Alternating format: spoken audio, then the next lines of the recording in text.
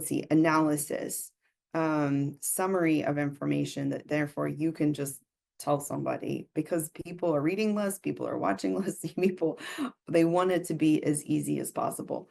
So I think that if you're risk adverse and you're like, okay, let's experiment with marketing first, then this is something that you could do, because then you're not really dealing with client information and it's a good way to experiment. And so we've been using AI tools for the last 2 years in this space, and constantly finding ways. And in reality, if you do not have a marketing team and you're trying to do as much as you can, it is so much more exciting right now, because you can do so much more with less people than ever, than ever before. Drafting newsletters, things like that. There's so much. Okay.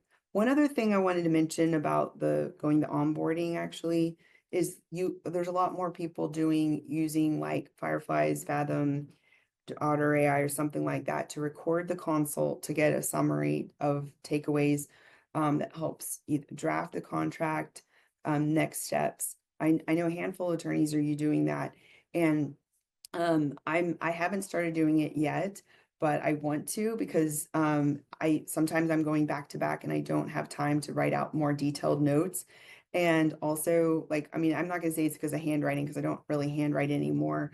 Like I used to. I do just type up the notes, but I sometimes I need to move quickly. And so this is a way that I can prevent myself from forgetting something. So that's one of the other things I'm planning to incorporate in the near future. Of course, making sure the client agrees,